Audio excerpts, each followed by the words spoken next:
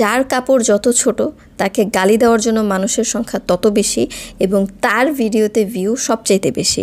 এই এত কিছুর পরেও অনেক অনেক কন্টেন্ট ক্রিয়েটার আছে যারা এদের জামা কাপড় নিয়ে কোনো স্যাক্রিফাইস করে না, ভিউ পাওয়ার আশায় ছোট ছোট জামা কাপড় পরে বের হয় না।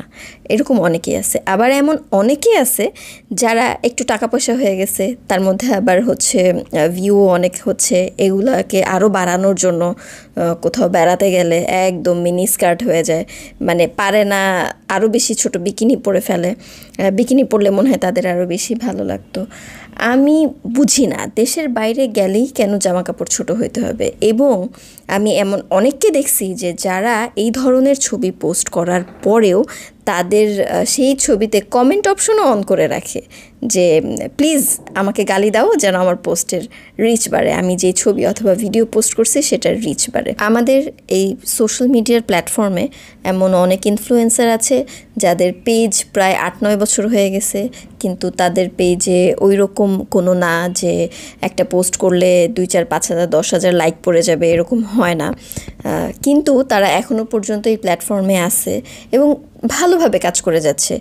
তারা কিন্তু তাদের জামা কাপড়ের কোনো চেঞ্জ করে না। এই কারণে 8 বছর পর্যন্ত তাদের পেজের কিছু হয় নাই। এখন তারাও যদি বাকিদের মতো শর্টস পরে ফেলতো, দেশের বাইরে বেড়াতে গিয়ে শর্টস পরে ফেলতো, তাহলে আমার মনে হয় তাদেরও পেজে এতদিনে ভিউ হইতো, ফলোয়ার হইতো। তবে পোশাক আশাক ঠিক রেখেও যে এই প্ল্যাটফর্মে আপনার পেজে ভালো ভিউয়ার, ভালো ফলোয়ার হতে পারে, সেই এক্সাম্পলও কিন্তু আমাদের আছে। কিন্তু আমার কথা হচ্ছে যে আমাকে কেন আমার পেজের একটা জায়গায় গেলেই আমাকে শর্টস পরতে হবে, কেন আমি দেশের বাইরে বেড়াতে গেলেই আমাকে শর্টস পরতে হবে, আমার পা বের করে রাখতে হবে, এইটার প্রয়োজনীয়তাটা কি? এই কথাগুলো আমার মাথায় অনেক দিন যাবৎ ঘুরপাক খাচ্ছিল। নর্মালি আমি মেকআপ ছাড়া কোনো ভিডিও আমার করা হয় না, কোনো প্রোডাক্টের রিভিউ ছাড়া কোনো ভিডিও করা হয় না, যার কারণে এই কথাগুলো বলা হয় না। এই কারণেই হচ্ছে এই কথাগুলো আমার মেকআপের ভিডিওর মধ্যে ঢুকে গেছে। তো যাই হোক, এই টপিকটা রাখি, আপনারাও আপনাদের মতামত জানাবেন। আমি এখন একটু মেকআপে চলে যাই। আমি আমার বেজ মেকআপের অলমোস্ট সব করে ফেলছি, এখন ব্রোনজিং করতেছি। আর ব্রোনজিং অ্যাজ অলওয়েজ টেকনিকের mega bronze, highlighter as always টেকনিকের মেগা ব্লাশ, এবং এটা হচ্ছে মেগা গ্লো। হাইলাইটার না, ওটা ব্লাশন ছিল, এইটা হাইলাইটার, টেকনিকের মেগা গ্লো হাইলাইটার ইউজ করতেছি। চোখের উপরে আমি আমার ড্রেসের সাথে ম্যাচ করে একটু আইশ্যাডো দিয়েছি। এইবার আমি ড্রেসের সাথে ম্যাচ করেই একটা ডিপ গ্রিন কালার দিয়ে আইলাইনারের মতো লুক ক্রিয়েট করতেছি। আমি আর কোনো এক্সট্রা আইলাইনার দেবো না, ইদানিং আমি এই ফাঁকিবাজিটা খুব করতেছি।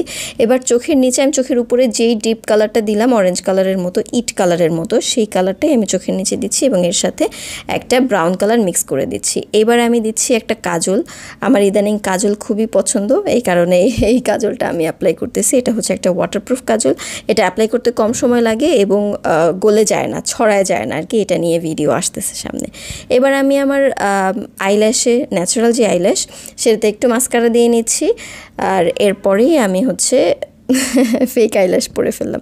এখানে কত ইজি দেখায় না, অথচ ফেক আইল্যাশ পরতে আমার দম বের হয়ে যায়। দুইটা দুই রকম হয়, খুলি 100 বার, খুলি 100 বার পরি। তো যাই হোক, লিপস্টিকে চলে আসছি। লিপস্টিক দিচ্ছি আই ম্যাজিকের 32 নাম্বার, 32 নাম্বার যেটা আছে ওইটা দিচ্ছি। ওইটা একদম সেম মনে হয় আমার ড্রেসের মধ্যে যে ইট কালারটা আছে ওইটার সাথে একদম সেম যায়। তাছাড়া এটার শেডটাও তো বেশ সুন্দর। মেকআপ করার পরে প্রতিবার আমি যে ঝামেলায় পড়ি সেটা হচ্ছে আমার চুল নিয়ে। আমি চিন্তা করি চুলটাকে কি করব। তো আমি সবসময় যেটা করি, কিছুই করি না, চুলটা খোলা রাখি। এবার আমি সেটা করতেছি, একটু চুলটাকে সেট করে নিলাম, খোলাই রাখবো। রিসেন্টলি আমার চুলটা সামনে আমি নিজেই কাটছি, সবসময় আমার সামনে চুল নিজেই কাটি। এখন বলেন আপনাদের কাছে এই মেকআপ লুকটা কেমন লেগেছে?